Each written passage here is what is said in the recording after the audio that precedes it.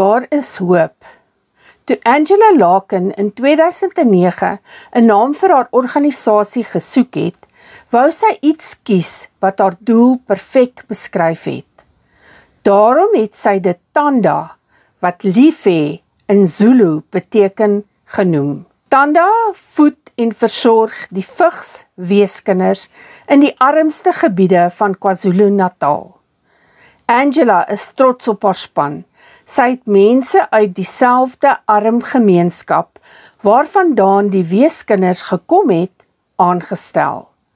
In plaas van die weeskinders weg te neem uit hulle eie omgewing, word plaaslike jong mense opgelei om die kinders elke middag na skool te versorg en te leer. Die kinders het dan iemand uit hulle eie omgewing as rolmodel en leer hier nuwe vaardighede.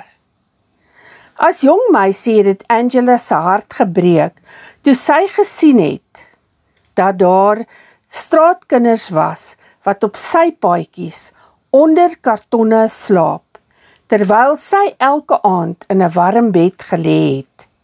Sy het net daar besluit om 'n verskil te maak. Aan die begin het Tanda elke dag vir die kinders toebroodjies gemaak, want vir die kinders was dit die enigste ete vir die dag.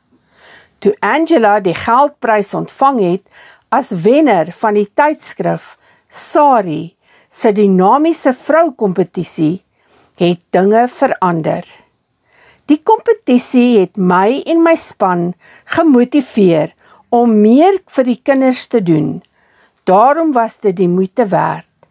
Sy het die geld gebruik om 'n voedingssentrum met 'n groot kombuis te bou. Nou kry die kinders gebalanseerde etes.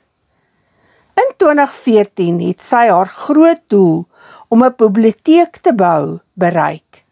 Nou droom sy daarvan om genoeg geld in te samel om daagliks 200 ekstra kinders te versorg.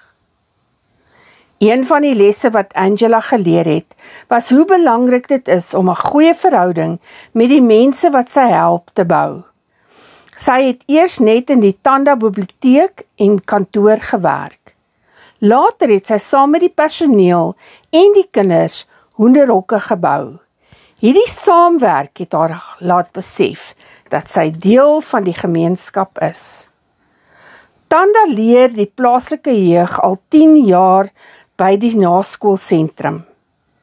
Hulle is deel van die geskiedenis, deel van die hede wat mense hoop gee en daaraan kinders se toekoms bou. Medelwa Mkiza leer die kinders oor boerdery, terwyl Chris Fowles hulle in kuns oplei. Angela voel trots op wat sy van haar span bereik het. Dit is wat ons anders as ander organisasies maak. Ons help die kinders om hulle trauma te oorkom en sien hulle as helde.